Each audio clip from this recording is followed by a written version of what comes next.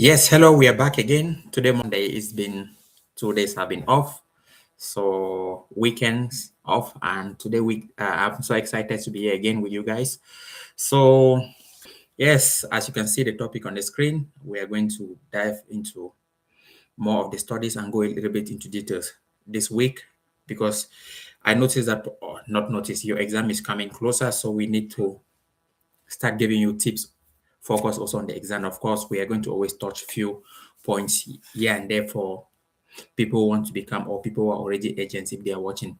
But from this part, we're just going to be talking about exam stuffs because I think most the exam is approaching and it will be nice for me to look at more of the exam study material so that it can help you people more.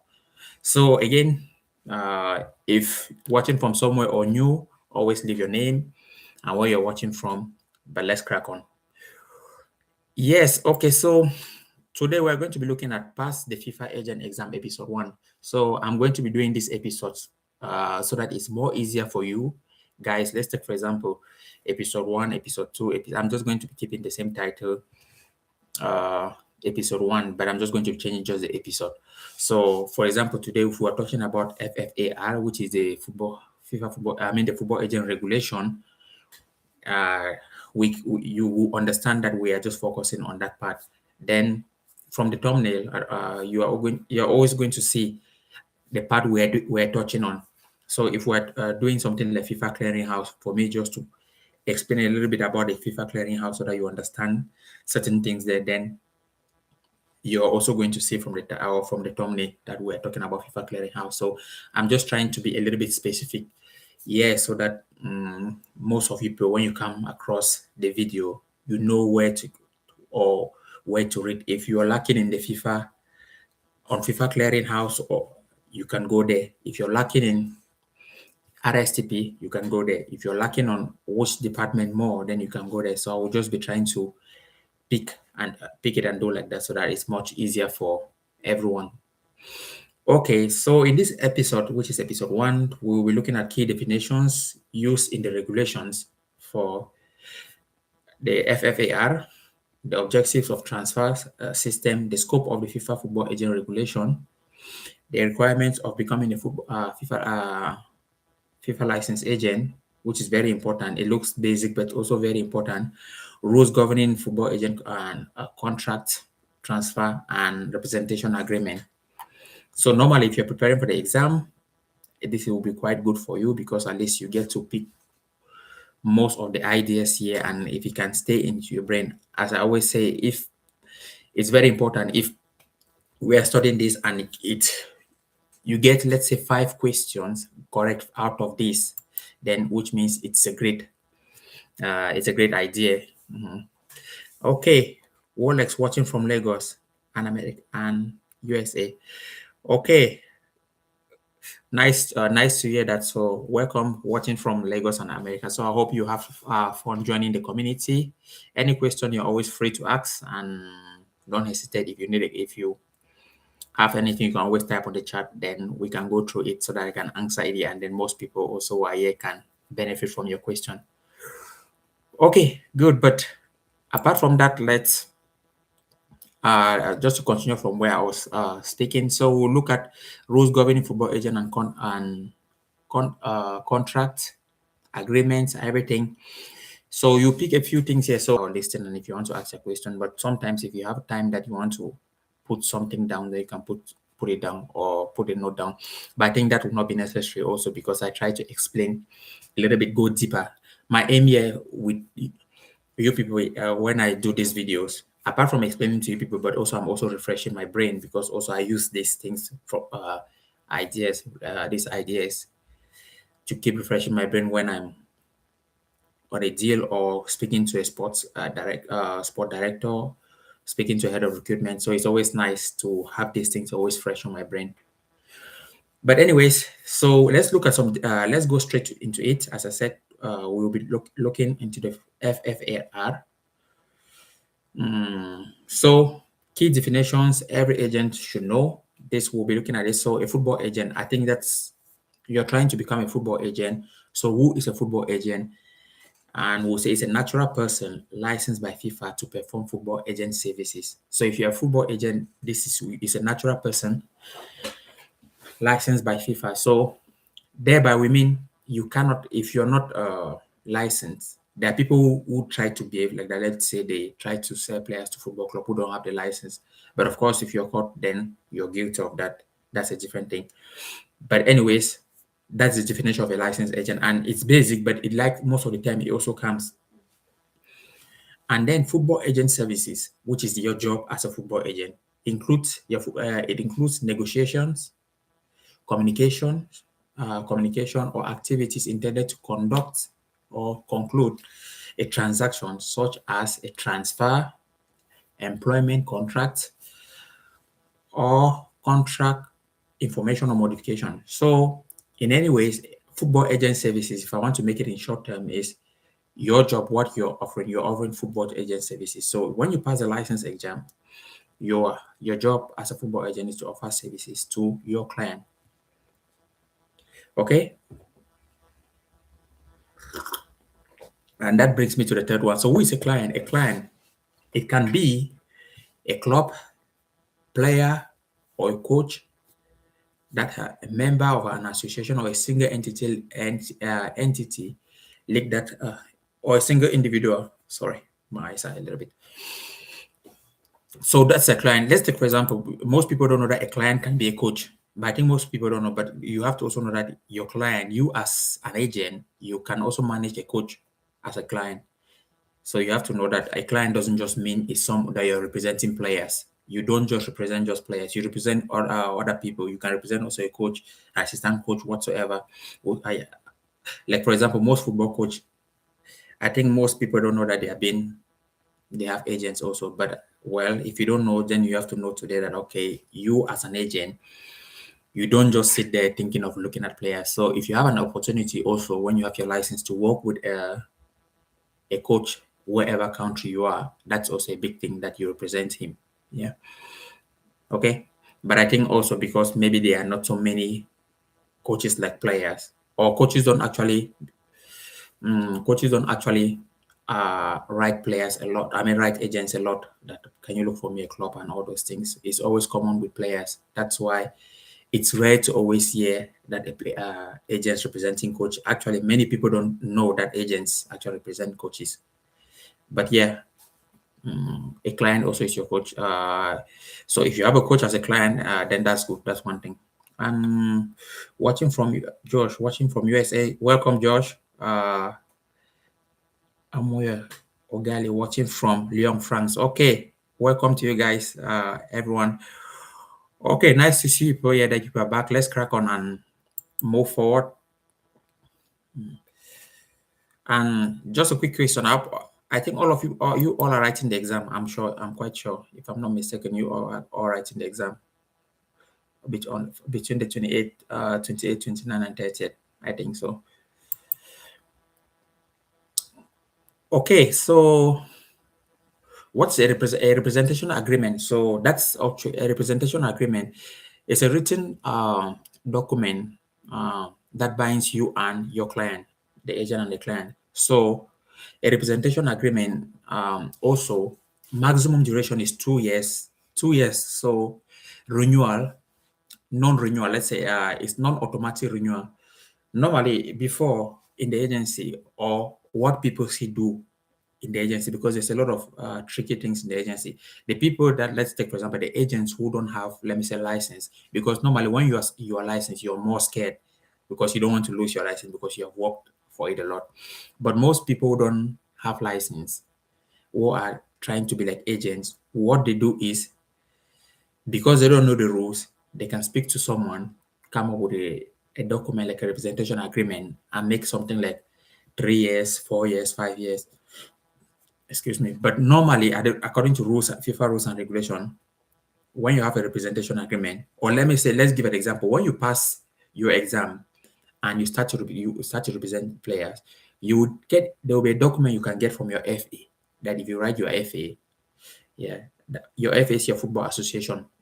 So you get a document from them that you always feel that you represent, that you can represent your players, your client with. Like for example, I live in Finland, and when I passed, I got a document from my FA. I just had to write the FA, and then they sent me a document, which that document is your name, your FIFA agent number, license number is there. Then you people, then you also the percentage. That's the percentage that you are trying to represent. Is it 3% or is it 5%? Whatsoever percentage that will be there that your commissioning. That's I'm talking of your commission. Then it starts to say if people have any like deals like sponsorship deals. Also, there are places that you can put it there, but there's always place for the representation. The agreement. Is it 2 years or is it 1 year? Because you have that choice, but it cannot be 3 years, and there's no automatic renewal. So you have that document also when you pass your license and you start representing players. You get a document from FA. So that's one thing, just to clear and inform you people here. Of course, some people do try to come up with a document like that, but it's always just easy to take it from your FA because all the FAs have that. The moment you pass, you can send a message or an email to your FA, whichever country you are from, to get that. So yes, that's a representation agreement. And then an engaging entity. This term you listen to this term a lot when you're trying to write the exam. It's an organization hiring or hiring a player or a coach. So an engaging entity or a releasing entity. Most of the time when you read the book, the FIFA agent book, you always get of engaging entity, the releasing entity. So those are the things that you actually get a lot from the book. So let's take, for example, a releasing entity is the place that, let me say, the player is leaving. Let's take, for example, if a player was leaving a club, it's like a releasing entity. And if a player was, for example, coming to a club, that's like buying the engaging entity. So you have to just at least get hold of this into your brain.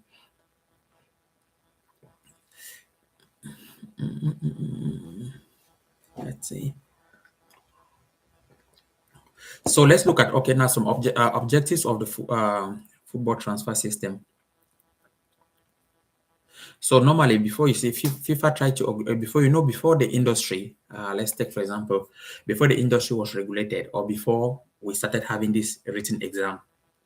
Normally, if you noticed or if you didn't know, most parents represented their sons. So let's take for example, you had a case of like Neymar, father representing him, and then yeah, most cases, if your son was if a football player, it was easy to represent him because you just thought, well, there's no need for me to bring an agent into it because he might actually, the money should stay indoors. Most people did like that.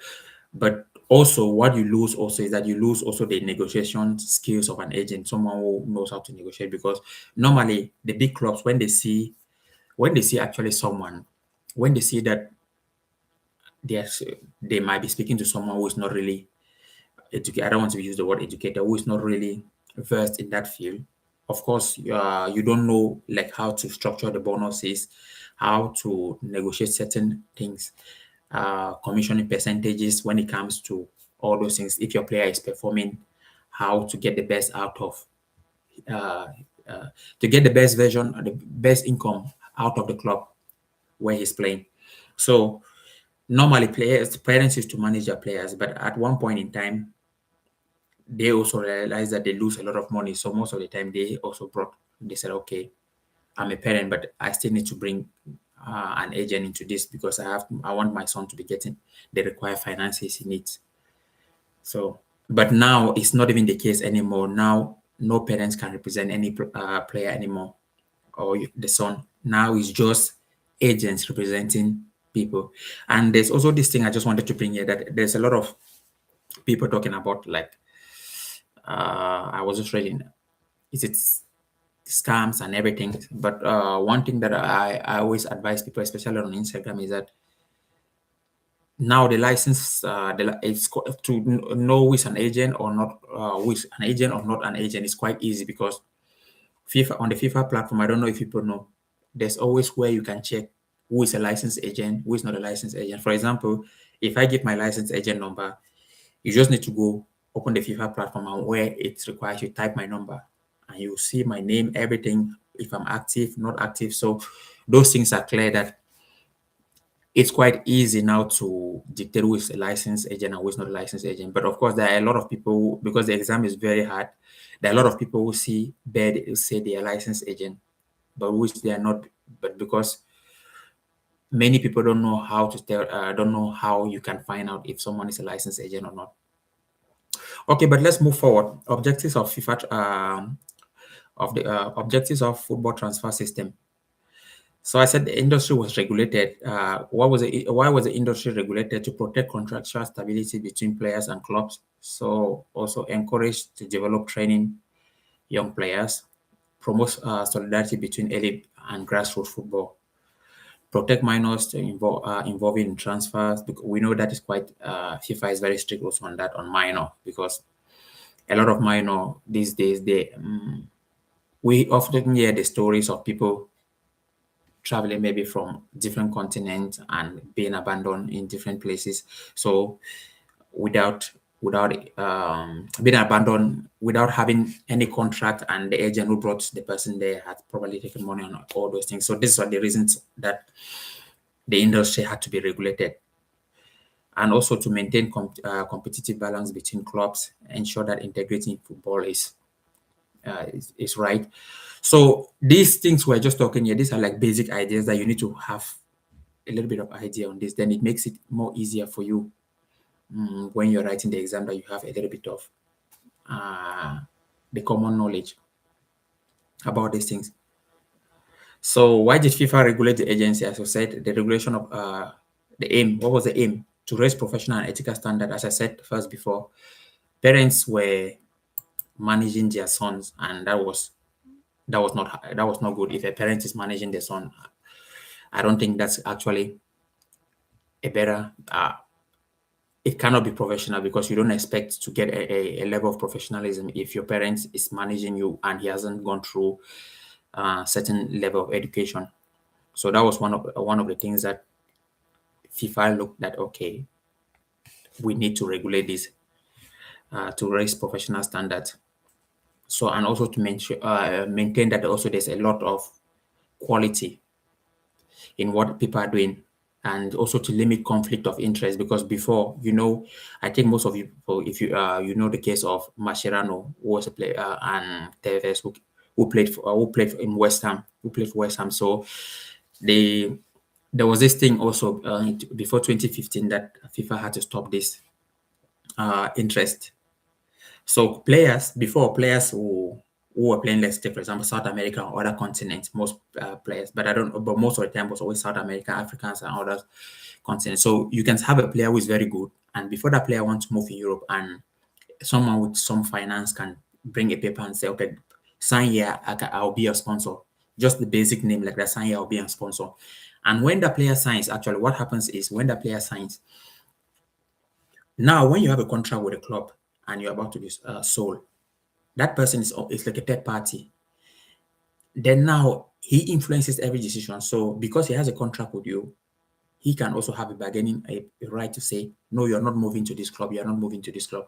So in the case of Tevez and Mascherano, who moved to West Ham from South America in 2006, so they arrived West Ham, and there was a problem always if West Ham wanted to, let's take for example, sell Tevez or to another club, there was always a problem, because they needed to contact another party which they didn't really want to contact. That's what they said, third party. That's what we call third party ban. That FIFA actually has banned that. But so it showed that West Ham actually had a contract with Tevez and Marciano, but they couldn't really have a say 100%. So you understand. So it's almost like you have a player, but you can't control him. So this is what we call conflict of interest. So FIFA has actually, that was banned long ago, but that was one of the reasons that FIFA also looked like into regulating the industry.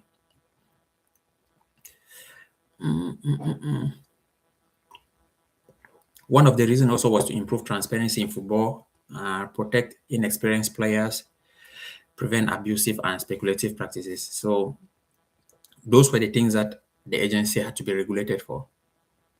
So now, but let's move to the next thing: how to become a FIFA licensed football agent. I think most of you guys have already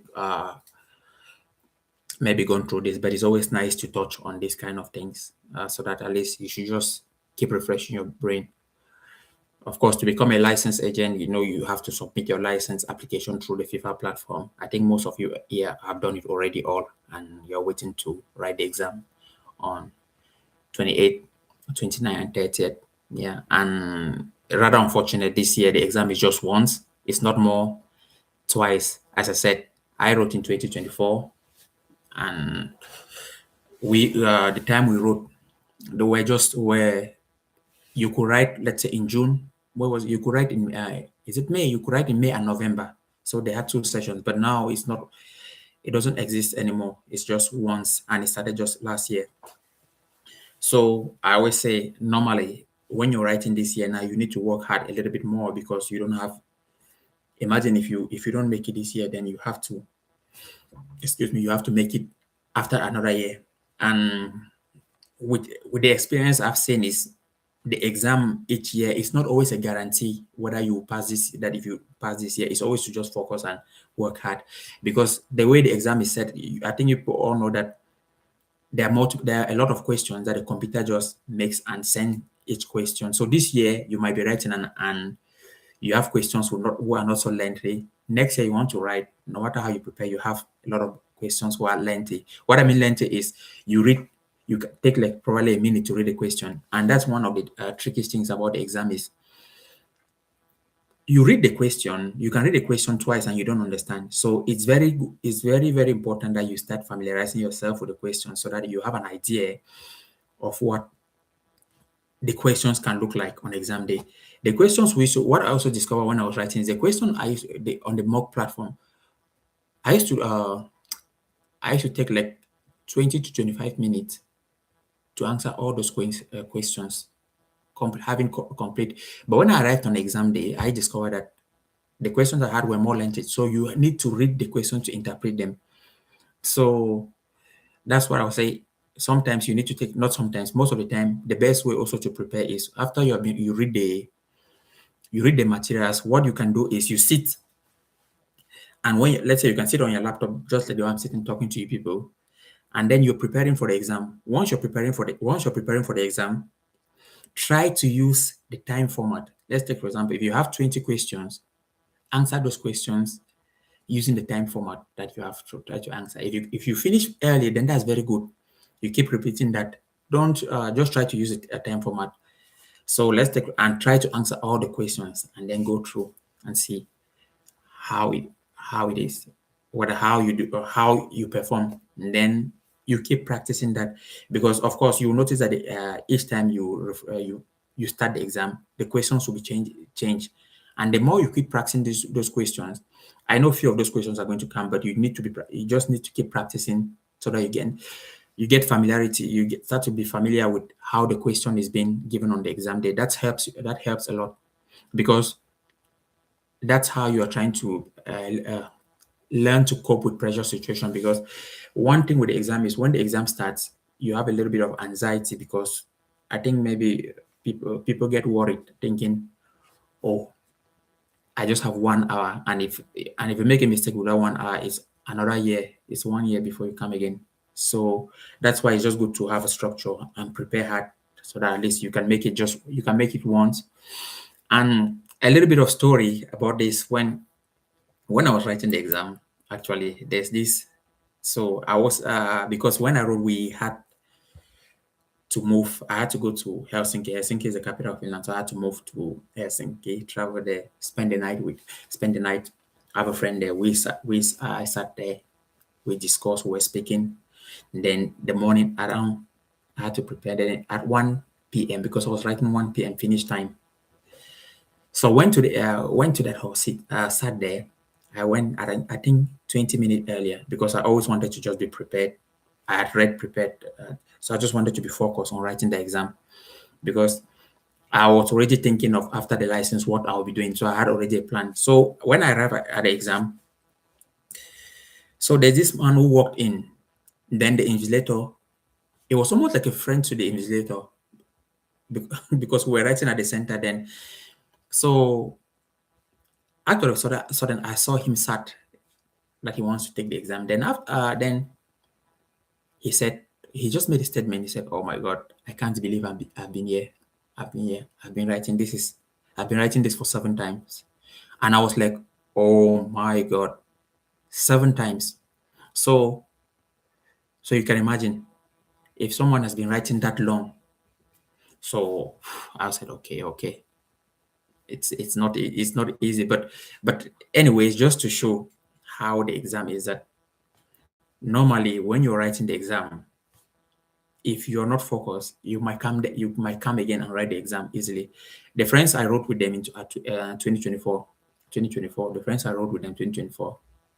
I think after when I passed, they all gave up because last year they wrote at 2025. So I tried to ring them and ask them that how is it going? Did everything work out well this time?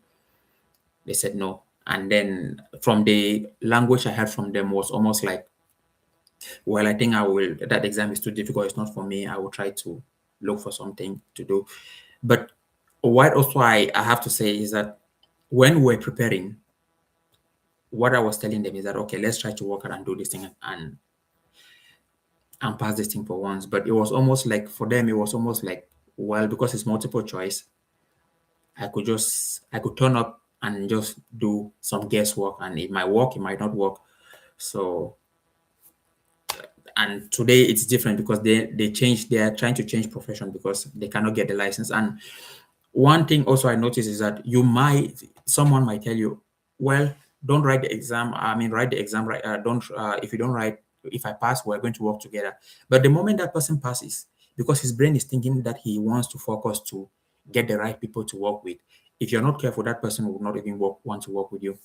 So the advice I'll just say here is, I don't want to make that an advice session, but the advice I'll just say here is, try to just work hard, read, and get this right. And also, I have a book that has a lot of past questions that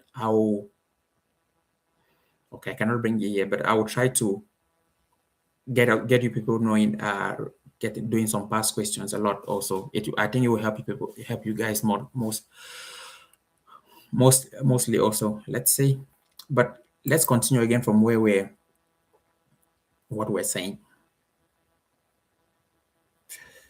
Okay, so to become a licensed agent, you must submit your license application through the platform and meet the eligibility requirement. I think most of you have already gone through this. Pass the FIFA Football Agent Exam. Yes, those are the stages.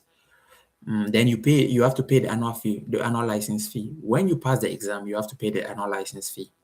So when you pay the annual license fee, when I pay $600 annual license fee. Then now you start renewing the license each year, $300. So the renew is like half, so it's not that expensive anymore.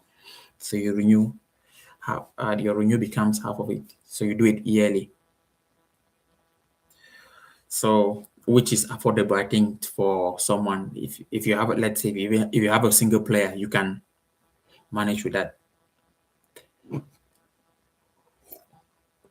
So let's look at key rules acting as a football agent. So what are the key rules? So it's often said only a football agent may perform football regulations. Only a football agent. Yeah. So if you're working with, let's take for example, if you have your agency, let's say you are the one having the license, then you have people you're working with. You have to know that only you are entitled to signing a contract representation agreement with a client or with a football player. Let me put it that way. Because you cannot go, let's take for example, you're sick a day, and then you tell someone who is let me say someone who is an accountant or whosoever, said, okay, please, I'm not feeling well, can you sign that contract so that at least we'll bring this player to the agency? No, it doesn't work like that. If it is discovered, then your license will be suspended, and you don't want your license to be suspended after working hard. So those are the things that you have to keep in mind, that you will you have to know that when signing contracts or representation agreement, only you is in charge of doing that. And also, agents must always comply with eligibility requirements. So you have to always look into this. That there's these things we also say, like gambling. As an agent, you know that you cannot gamble. Gamble is like playing bets. Let's take, for example, I give an example. When football games are going on, then you're betting that, for example, Manchester City is going to win 2 goals to 1, for example, something like that. So you cannot bet. I think your association is going to let you know most of these things. If you haven't found out yet, but those are the things that you should just be aware of. And of course, agents may also conduct business through an agency. But as I just explained, non-licensed employee cannot perform agent services. You're the only one in charge of this. So next, let's look at the representation agreement rules. An agent may only provide services after signing a representation agreement with the player. Yeah. So there's this thing that I think most players, you're going to face this a little bit more when you have your license. Most players do this. So when you just get your license and you come to the industry, so most players who try to contact you, what they do first is, because players these days, they try to be smart. They say they tell you that, okay, can you I would like to work with you, can you get a team for me? But now when you send a representation agreement, the paper with to them, the form that, okay, they can fill it, they don't fill that form. Actually, what they are doing now, they are waiting, they're in the middle waiting that, okay, if he gets uh, a club, then we're filling then I'll fill this form and send to him. If not, I won't fill it. So now, because you are let's say an agent, a beginner, most time people fall in this category that they are desperate to say, okay, he's a good player, I'll have to do that, but I'll have to do that for him, so that at least I'll have to work hard to get a club, so that at least I can secure his signature. He can be like a first player under me. But what you have to do in that case is you have to be strong and say, if I'm to work with you, because you have to start maintaining that discipline, integrity. If I'm to work with you, you have to sign that contract. Then we have to go ahead. If I sign that representation agreement, then we have to go into looking for you a club. Because what this messes a lot with a lot of agents. I think I gave an example here few days ago that there was a club that actually asked me for a player when I started. Also, the first time I just got my license, there was a club who asked me for a player because my friend was playing as a midfielder. I had introduced him to a second division club. So now the club needed a winger because that my friend was a good player. So normally, what clubs do is, if someone brings a player and they discover that player is good, according to normal tendency, they kind of feel like, okay, this guy has an eye for players, so why we can contact him for another player. So they actually so they reached out to me, say, so can you look for us a winger? I said, yeah, I will do that in the market. So I went into looking for a winger. I didn't find a winger then. Normally, I was to go back and tell the club, okay, I have not found a winger. This is the situation. But now my friend also spoke to me and said, okay, he knows a winger in Germany, and that winger is very good. So I can bring him in. So I took a phone, rang the player, spoke to the player, and my friend was in direct contact with the player. And then after some time, the player agreed. Actually, the player agreed he wants to come. But out of a sudden, the deal was done. Salary, everything was prepared. Salary and how he would come. He just needed to travel, take a flight from Germany to fly. So he said he's not coming. The reason he said he's not coming because actually I didn't have an official representation agreement with him. I was just so excited when I started. I think it was the first month I just had my license. So what I'm just trying to say here is, with the experience I've had, is that do not put yourself in that situation because you're going to lose your network, the network you have built. So what happened then is that club actually, if they wanted a player, they wouldn't want to contact me for like the first choice, because they'll think that if they are desperate, I might not provide someone. I might tell them I have someone, and after some time that person don't turn up. So what you should be doing here is, any player you want to work with try that you have a representation agreement, because when you have the agreement with that person, the person cannot turn down and say no, because he's contracted it, just because he's having a representation agreement with you. So those are the things that you need to already realize and be very focused on it. So because players actually play this game that they say they contact like multiple agents and they are waiting whoever brings a club, then they go through. But don't be into that category, because you end up not really being a successful agent. Any player you want to work with, the first thing when you post, people have a meeting face to face and you say, hey, this is what is going to happen. If you want to work with me, then we go this way. If you don't want to, I don't have energy to look for a club for you. Okay. Let me go through some of your questions.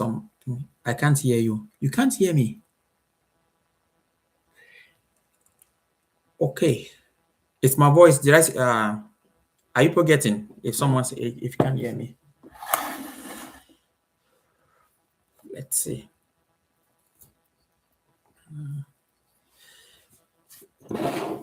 Let's see.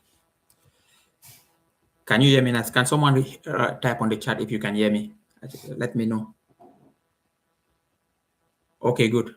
Okay, thanks. Yeah, I was just worried that, oh my God, I haven't been speaking here and nothing is happening.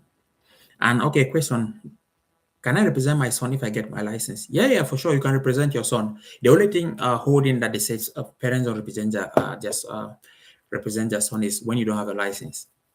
So of course, if you want to represent your son, as long as you have the license, everything is easy to go. So the key thing is you having your license, and then you're good to go. Okay, let's move forward.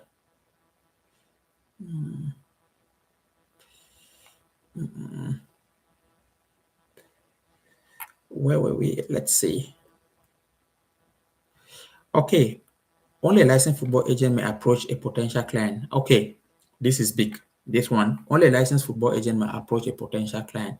So this statement, this is what has to happen. But in the industry, a lot of people do it differently, because now let's take for example this question say according to FIFA rule, only let me go through it again.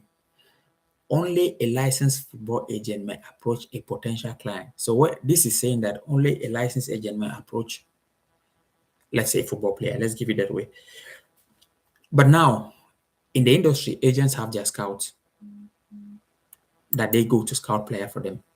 And when that player is, let's say, good, according to them, they bring it to the industry. That they bring it to their agency. But that's already approach. So, but according to the law, it shows that only someone with license has to approach a client. But for most big agencies, the top agent himself doesn't even approach. He is just there doing network and everything. Let's take, for example, like a George Mendes. He doesn't scout players and he doesn't scout player. He's just there to build network reputation. Let's take, for example, he can go to Barcelona, have a meeting with people like people at the club, goes to different club. They do this deal, but for you to see him going to scout player, he doesn't do that. So there are people that he's working with them that do those stuff. Of course, those people have a lot of agents, because they have a lot of agents in those big agencies. But what I'm just trying to say here is, still scouts are the ones mostly looking after players and bring it to the agency, because when an agency starts to grow, they have what they call scouting department, people watching games to bring players to them. Then now they have also a lot of agents that actually are representing those players, going to clubs to sign those deals with players, because they are big. They are those big agencies. That's how they work. So,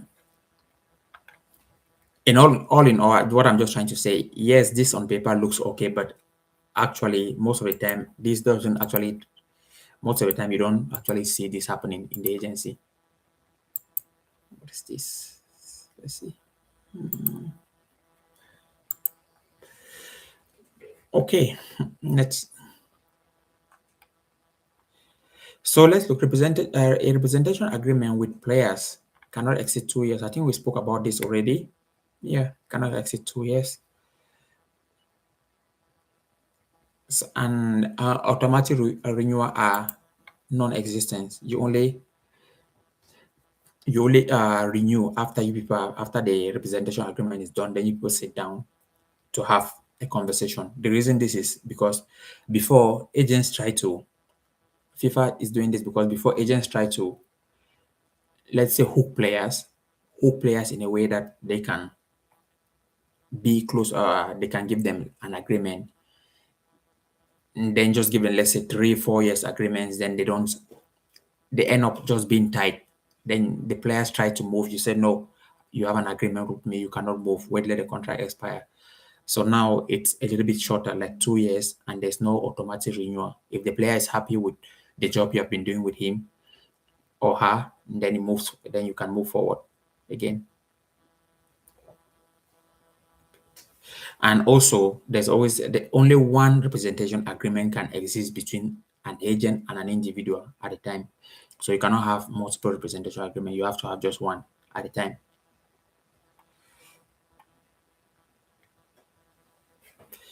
So let's look at representation and conflict of interest. So normally, agents normally represent only one party in a transaction. So you cannot represent, let's say, two parties in a transaction. The only exception is permitted, but like dual representation, where the agent represents both the player and the engaging club with a written consent of both parties. Now you see the word we said, engaging entity, and I mean the engaging club, which is the buying club. So these are the words you see. Instead of them saying buying club, they'll say engaging club. And this, if this happens, there has to be a written consent by both clubs that okay, we agree that this agent can represent us in this. But as I said, agents cannot represent all parties in the same transaction. Only the exception, as I told you. So representation now of minors. Agents may approach a minor no earlier than 6 months before the minor can sign their first professional contract. So this is also very important. I think people should take note of this. You cannot approach a minor if the minor are, let's say, unless the minor is 6 months to signing their professional contract. And the agent must first obtain written consent from the minor's legal guardian. So guardian or parent, whatsoever. And also, you know that as an agent to represent minor, you must complete the CPD course on minors before representing them. So the first thing, when you pass your license, you also actually have the CPD course will be open that you can practice it normally. So that's always on the agent platform when you pass, because when you pass your license, the first thing is you cannot represent minor because you don't have the right to represent minor till you go through the CPD course. Then an authorization will come that will be on your license saying that he's authorized to represent minor. So that's how it happens. Also, so with a license, this license you're trying to write, when you pass, you will not be allowed to represent minor until you go through.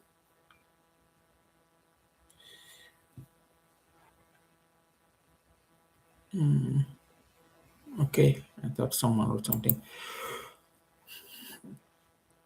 Okay, now let's look at some questions and answers. So these are like practice questions, and then, as I said, we will try to do this format that I try to look at more of the exam materials. Today was under FFAR. Tomorrow might be under RSTP or that. But I'm just giving an example that I would like to take one part and then go through gradually, so that at least you can get grasp of certain things. You can understand few things easily. They will look at just like the FIFA clearinghouse just how it operates, what is the FIFA clearinghouse. Because if I explain these things into details, it will be easy so that you understand. So that probably if you go into the exam, if they say FIFA clearinghouse, you already know that FIFA clearinghouse is this. What is a FIFA clearinghouse? You understand that what is it and what is the function of a FIFA clearing? What is a function? But anyways, let's move ahead so that we try to catch up with these questions. We have how many questions there? Okay, we have 10 questions. Whoa. Okay, question one is, I read the question. Under the FIFA Football Agent Regulation, a football agent is defined as a specific category of professional authorized to perform football-related representation services.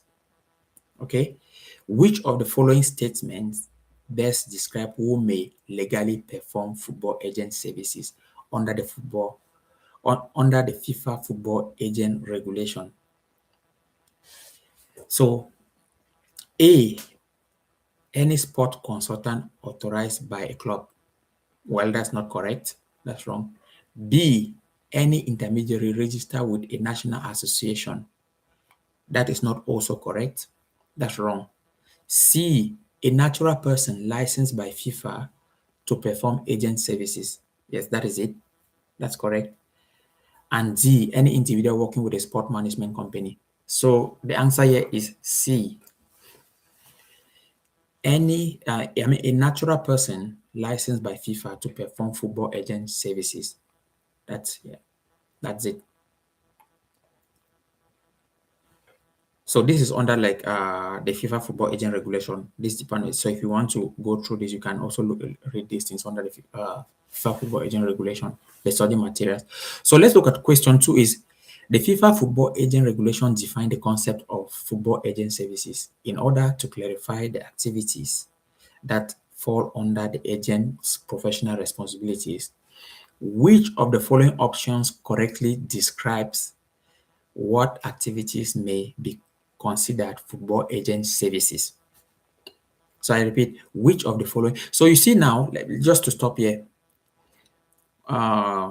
this question now, there's also what we call interpretation. You have to learn how to interpret questions quick, because as I said, each question has to be taken a maximum 3 minutes. Maximum, because if you start answering more than 3 minutes, which means you're already taking time from another questions. So the way you try to answer is you try to answer the questions you know so quick so that at least you can spend time more on the ones you don't know later. So let's go through again question 2. So if we, just to highlight what I'm saying, the FIFA Football Agent Regulation defines the concept of football agent services in order to clarify the activities that fall under the agent professional responsibilities. So now they say, which of the following options correctly describes what activities may be considered football agent services? So probably maybe say, okay, I don't want to say maybe because I've read the materials a lot, but if I was answering these questions, the first part, I may not need it. I'll just need the part that it says, which of the following options correctly describes what activities may be considered football agent services? Yes, I'm good to go with that part. But now, okay, listen to the answers. A, only negotiating player transfer fees between clubs. No, that's not it. B, activities such as negotiation, communication, or preparatory actions intended to conclude a transaction. Yes, that can be it. Let's move forward and see C. C, administrative work related to player training programs. No. D, financial auditing of football clubs. So the answer is B, activities such as negotiation, good, communication, or preparatory actions intended to conclude a transaction. Yeah. So question 3, according to objectives established by FIFA regarding the regulation of the football transfer system, several goals must be achieved to ensure fairness and integrity within the sport. Now, which of the following is one of the core objectives of the football transfer system under FIFA regulation? This is a good question. So A, increasing the number of international transfer between clubs. No. B, protecting contractual stabilities between professional players and club. That's it. C, allowing agents to operate without regulatory supervision. No. D, maximizing financial profits for football agents. No.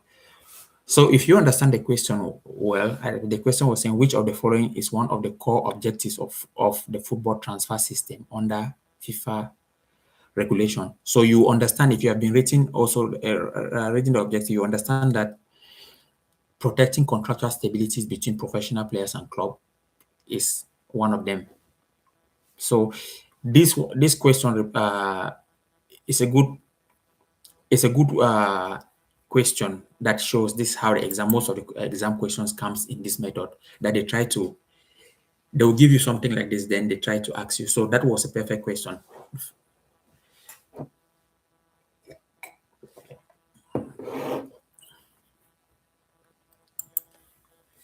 So now let's and if you want to reference it, you can check this on the article on article 1 objectives on the FFAR. So let's go to question 4. The FIFA Football Agent Regulation apply to certain types of representation agreement and transaction depending on their international dimensions. Now, which of the following situations would normally bring a representation agreement within the scope of the FIFA Football Agent Regulation? A, representation agreement related to an international transfer. Yes, that is okay. B, a representation agreement relating only to youth development programs. No. C, a representation agreement assigned between two clubs within the same association. No. D, a representation agreement relating only to domestic sponsorship negotiation. So the answer is A, representation agreement related to individual transfer. And this also, you can also try to reference it on the Article 2 under scope of the FIFA Football Agent Regulation. So I try to a little bit give you people under the article so that if you're reading, then if you have time, you can also glance and look through it there. It's easy because most of the question I'm trying not to look at questions that they will come in an exam format that you see. Because if you notice the questions, I think the question we did on Friday, they're too direct and easy, as I told you. I don't know, as I spoke to you people about. So most of the questions now I'm trying to give you people questions that it's no matter those questions will come a little bit lengthy. So if you prepare, the earlier better you prepare like this, then it's much easier for you. So let's move on. Question 5. The FIFA Football Agent Regulation establish specific requirement for individuals who wish to become licensed football agents. Now, which of the following actions form part of official process required to obtain a FIFA Football Agent license? That's a good question. So A, receiving approval from a professional club? No. B, successful passing the FIFA Football Agent Exam? Yes, that's it, which is the process you are trying to go through now. C, completing a UEFA coaching course? No. D, signing a representation agreement with a player? So now you just try to, when answering this question, you try to use the principle of elimination. And of course, you try to, let's say, understand the question and interpret the question. But you need to, one thing with this video, it's nice that you have, you can still come back and let's say maybe tomorrow when you're hanging on your bed or whether you're relaxing, you can just try to listen to this like, how do I call it? You put your earpod or whatsoever you may have, and then you just put this thing and then you listen to it. It goes through your brain a little bit more. Then it's much easier because I think you can just play the audio version on your. That helps you also so that what we're saying here, if you don't pick it up, you can say pick it later. So that's quite easy. But now this question was just the process you're going through that now you're going through, which was the question of which of the following actions forms part of the official process, which is the process you're going through now, required to obtain a FIFA Football Agent license. And the answer was B, successfully passing the FIFA Football Agent exam.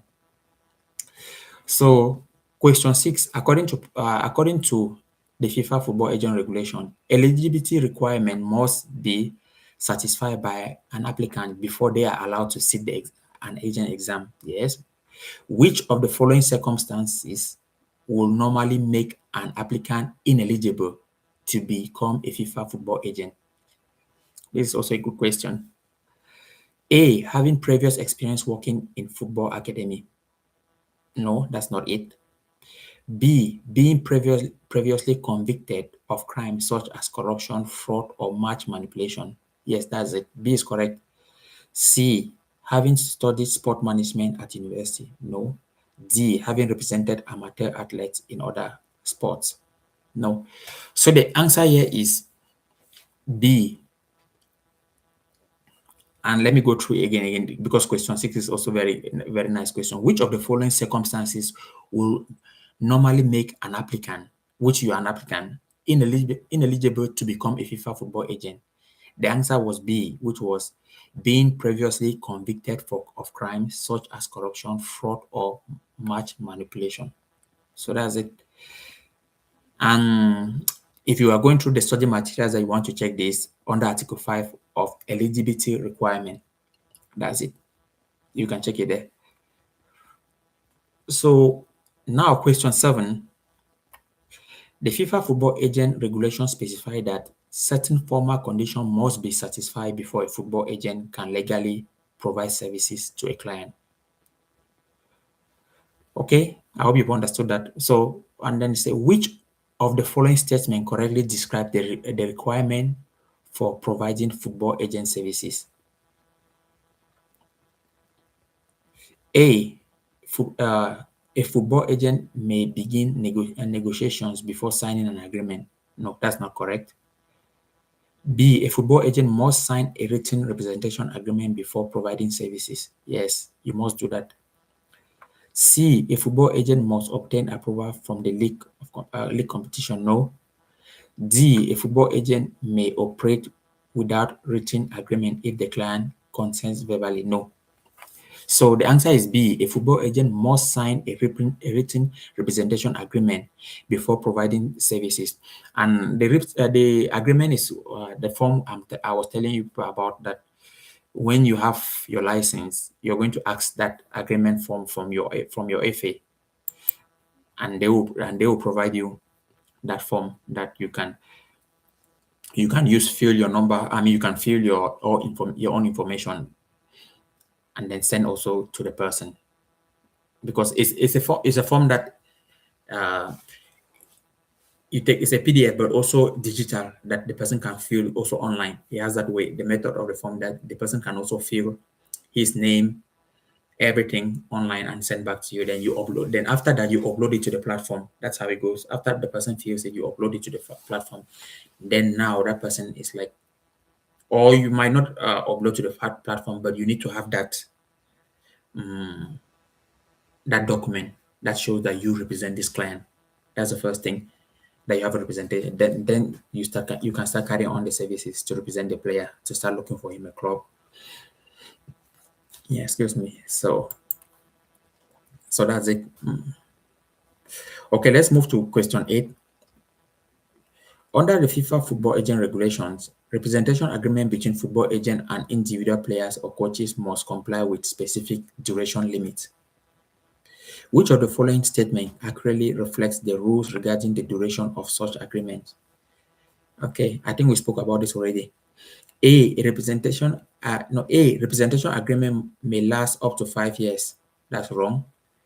B, representation agreement may last definitely if both parties agree. That's not still correct. C, representation agreement with individual may not exceed 2 years. Yes, that is correct. I think we spoke about that already. D, representation agreement must always last exactly 1 year. No. So the answer here is C, representation agreement with individual may not last, and it may not exceed 2 years. It can be 1 year, but it cannot exceed 2 years. You cannot have a 3 years representation agreement. That's not by law. And to reference this, you can check Article 12 of the FIFA's FFAR, which is representation. Then now, question 9. The FIFA Football Agent Regulations allow a limited form of dual representation under certain strict conditions. Which of the following situations represent only permitted? Which of the following situations represent the only permitted dual representation scenario? I think did we answer this already? But let's go ahead. A, representation representing the releasing club and the player. No. B, representing the engaging club and the player with a written consent from both parties. That's correct. C, representing all parties involved in a transaction. That's not correct. D, representing two clubs involved in the same transaction. That's wrong. So I think we spoke about this already. I was given an example about this, about dual representation, that it's only permitted once, and the only condition that dual representation is permitted is only if you're giving written consent by both parties, and one is an engaging entity and the another an individual. But there's no dual representation for a racing entity and an engaging entity. You cannot be an agent doing, let's say, let me put it in a local term. You cannot be an agent now doing what the late Mino Raiola did, that he was representing, let's say, Paul Pogba for Manchester United. Manchester United to move to Juventus. He was doing he was doing Pogba for Juventus and doing Pogba for Man U. You cannot represent those. That was banned because the late Mino actually did that deal. And I think, if I'm not mistaken, they say he got like 40 something million euros out of the deal, because he was the agent of Pogba, but he was representing Juventus and Manchester United in the specific deal.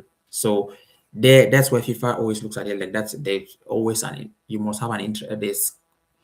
You must have something interest, because you cannot be truthful to United or Juventus. You have your own personal interest, because you're trying to scope money out of them. So that's why they say dual representation was banned also. But now, the only permitted case for dual representation is when you're representing an individual who is a player and an engaging entity who is the buying club. So that's it. Okay, let's look at the last question and see. The FIFA Football Agent Regulation contains specific provision regarding the representation of minors to ensure their protection. Which of the following statements correctly reflects the rule regarding approaching a minor for representation? Okay, good. So the question is, which of the following statements correctly reflects the rule regarding approaching a minor for representation? A, an agent may approach a minor at any time with verbal consent from the parents. I think that's already wrong. When you start hearing statement like an agent may approach a minor anytime with verbal with consent, that's not also right. So when I try to answer this question, I'm always using principle of elimination method. I eliminate the wrong ones more and turn up to find myself with the right answer. Okay, now B, an agent may approach a minor only 6 months before the age at which they may sign their first professional contract and must obtain written consent from the legal guardian. That is the answer. That's B. Okay, let's move to C and see what it says. C, agent may only represent minor after they have turned 18. Agent may only represent minor after they have turned 18. No. Yeah. D, you are not more a minor if you have turned 18 actually. And D, agent may approach minor only through football clubs. No. So, but now this question now is very tricky. So let's take, for example, if you don't really focus on the question and interpret the question very well, we'll still go through this question, then you might fail it, because you might take C. Because if you're in a rush, you take C and say the answer is C. The agent may only represent minor after they have turned 18. Because you are not going to, because now you need to sit down and a little bit and interpret the questions. But now also, in exam situations, sometimes when you are in a panic mode, you just read that within one it sounds right, or it looks as if it sounds right, because it says agent may only represent minor after they have turned 18, and you click and just move on, move on. But let's try to go through the question 10 again, because I would like to go through it. So the question was, the FIFA Football Agent Regulation contains special provisions regarding the representation of minors to ensure their protection. Which of the following statements correctly reflects the rule regarding approaching a minor for representation? So first, you have to also, before even answering this question also, you have to always know who is a minor. And also, if you don't know, then you can always try to go and read minor under Article 13. You're going to find that. So, but A, let's go through the answer. A, an agent may approach a minor at any time with a verbal consent from parents. So you cannot approach a minor. First, that question is, the answer is wrong, because you cannot approach a minor anytime. Then with a verbal consent, even not a written consent, but with a verbal consent from the parent. So you see, it shows easily that it's wrong. So just to stay on that answer. So if they wanted, if they wanted to make it more tricky, they could put the answer A. An agent may approach a minor at any time with written consent from the parents. So if they want to make it even more tricky, but anyways, let's just move forward. A, an agent may approach a minor with at any time with verbal consent from the parents. That's wrong. B, an agent may approach a minor only 6 months before the age at which they might sign their first professional contract, and must contain and must obtain written consent from the legal guidance. So that is right. That was the one. B. And then C, agent may only represent minor after they turn 18. No.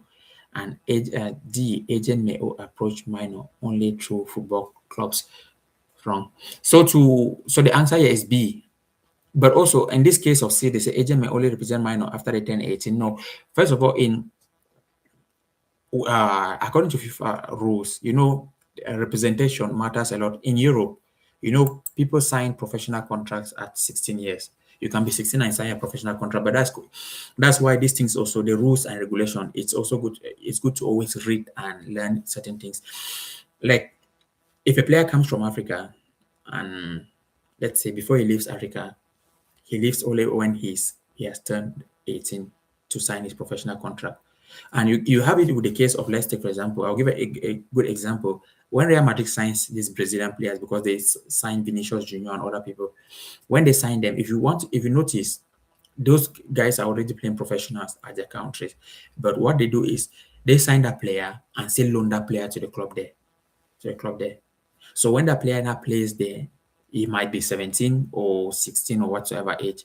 When he plays and he turns 18, then they bring him now to Spain to integrate him to the system.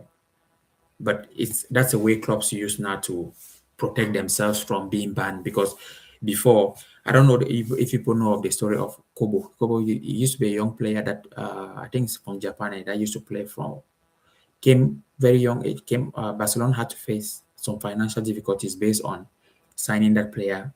That's FIFA had to suspend Barcelona, not suspend Barcelona, fine Barcelona, like mistreating minor.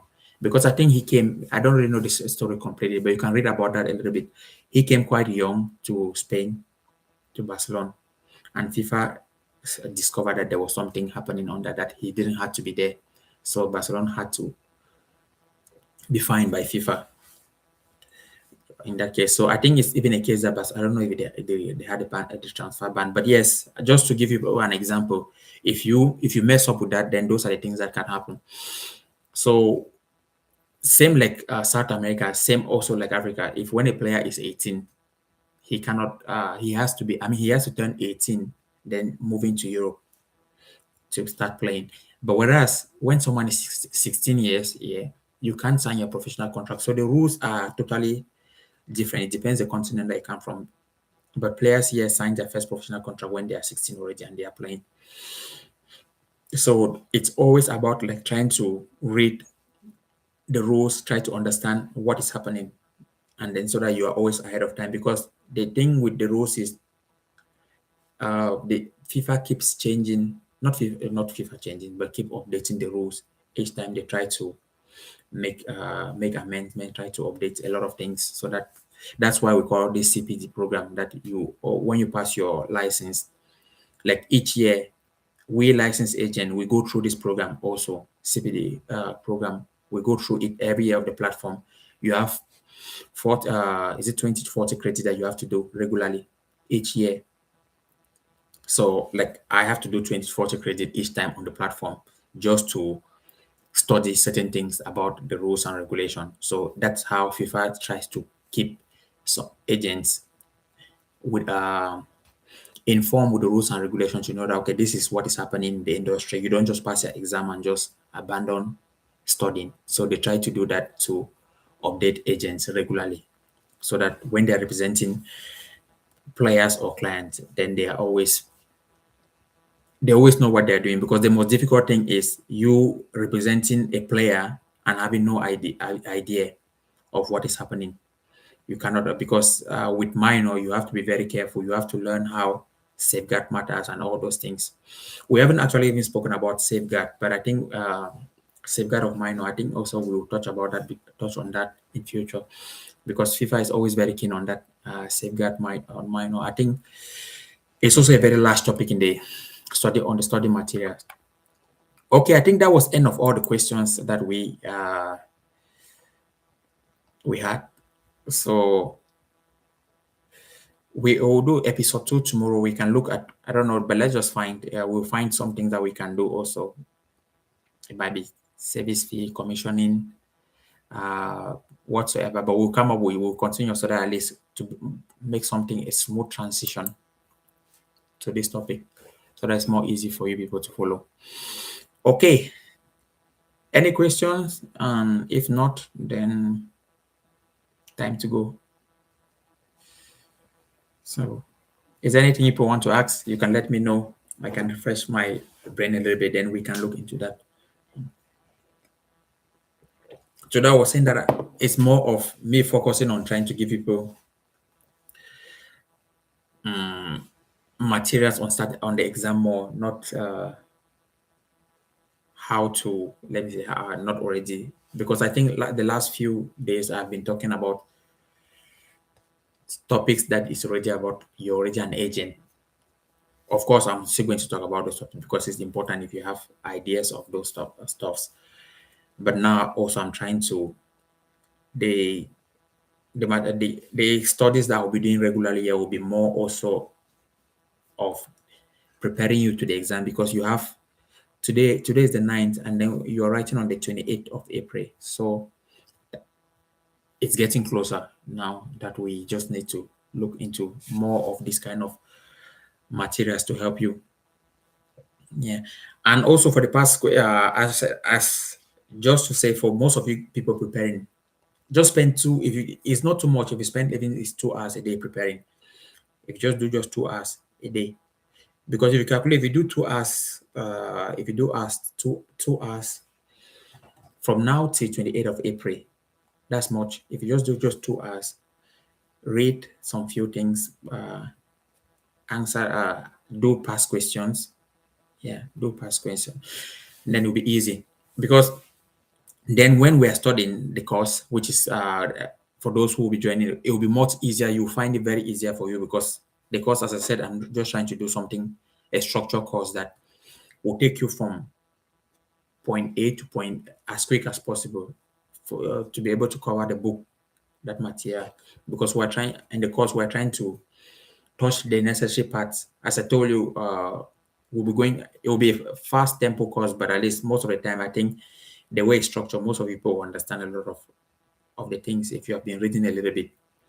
How you can answer the question, how to interpret question, how to find question. In fact, yes, how to interpret question. It's very important, and how to answer easy. So those are the things that we'll look at there, and then we'll doing a lot of past questions. And then more, yes, we will. I'll leave you people also with a little bit of assignment then, so that just some few tips, so that when you come back, then to refresh your brain on it, because as I said, it would be great that when because we will have a WhatsApp group as well.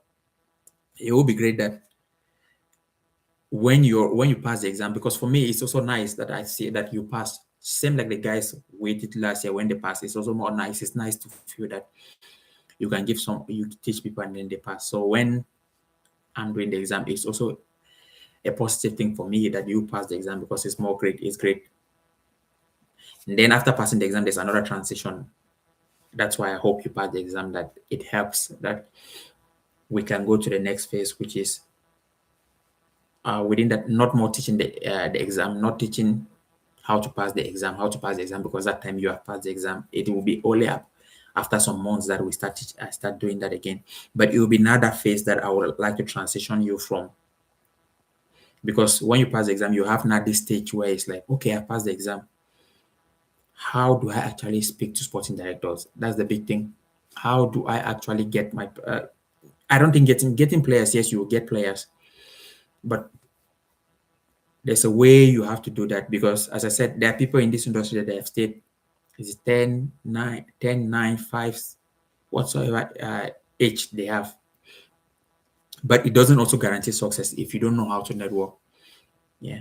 So that's why last time I spoke to people, I said what most people always do that I notice in this industry is they sit home because it's hard to network. You must have a skill set to know how to maintain communication, which is normal, as people know.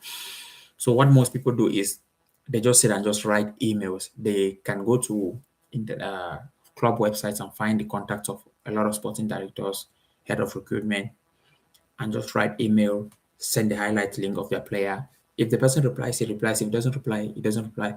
But I think, as I said, I've been saying, we all know naturally, very honestly, that the person who replies to that email is someone who doesn't. It can only be a club who doesn't have a huge budget, because now when you start going into the rate, when you are when you're writing the agent exam and you want to make a living out of it, you are not ever going to succeed as an agent that way. That's the fact, because no sporting director just replies to your email based on highlight videos, because now not now, most sporting directors know that a highlight video is just an edited video that you have taken all the good parts of the player and combine, and then you have thrown away all the parts that are not necessary. So anything that you show, most of the time the player is just controlling the ball. You're seeing only the player doing the stuff that he's doing. But if the player maybe didn't do right in the game, you take away those moments. So sporting directors also are aware of this. So that leads me. That's why I say it's very hard for these days for you to send a highlight video to a sporting director and just think that a transfer can go through. No, there's a lot of data happening on that. That's what when you also pass your license, but you don't need to do that when you pass your agent license. The small thing I would say is you people first find way and invest in a scout. It's more software that's a scout software. I mean, a software that can, it doesn't need to be expensive, just a small software that can make you, when you take the name of a player, if you type the name of that player, you can find just these metrics, key passes, just the basic metrics. Because of course, when you start going for the advanced software, they're more expensive. But you need just a software that have just these basics, so that what the software does is when a player contact you, you also do your own scouting on that player.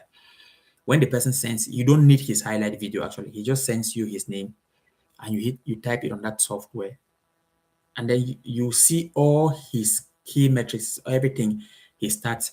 This helps you better to become successful in this industry, because now when you're to send a player to a football club, what you'll be doing is you go and evaluate those players in the position of the player you want to send. So this is a perfect strategy. I'm telling you, like it, very nice tactics to use when you're, because now you have a way that you can structure yourself that it will be much easier to succeed. Because let's take for example, if your player is playing right back or or let's say a striker, then you put him in your software. You see all his forward, his runs, and you see all those stats. Then now you go to look for if that club have a two striker, you also put those two clubs. You also put the strikers into those stats. So this start giving you a little bit evaluation on how your player is performing against those other players. Of course, now there's also a league category that you also need to learn those things. League category is like there are certain leagues that are better than other leagues, but those things you also have to evaluate. You try to evaluate what is the league category to know if my player. Let's take for example, if your player is playing here, how does it fit there? Those are the metrics that clubs use in signing player, because when they use stats on a player, then now they try to evaluate if the player an agent is offering, is it better than their player? If your player outperform their player, then they start to lean towards your side to say, okay, we might do something, like we might try to speak to them. But if they see that your player is like not even up to the standard, it becomes difficult. Okay. So, but yes, tomorrow is another day. We start 9:30 same time. So I think it's good to end here, so that at least some of you have a lot of knowledge that you can listen to this letter. Yes, so we'll be doing other topics tomorrow. I will prepare already the topic tonight and tomorrow morning. We'll be doing other topics tomorrow. Same thing, same format when we finish with questions, and then we end like that. I think that's a great format so that it helps you more. I hope people understood something, and we can end here. Any questions? If not, I will go now.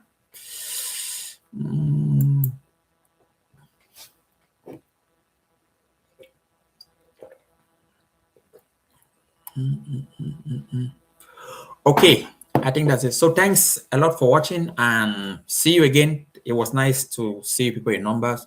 So see you tomorrow, and then we do more again. Okay, take care and bye for now. Cheers.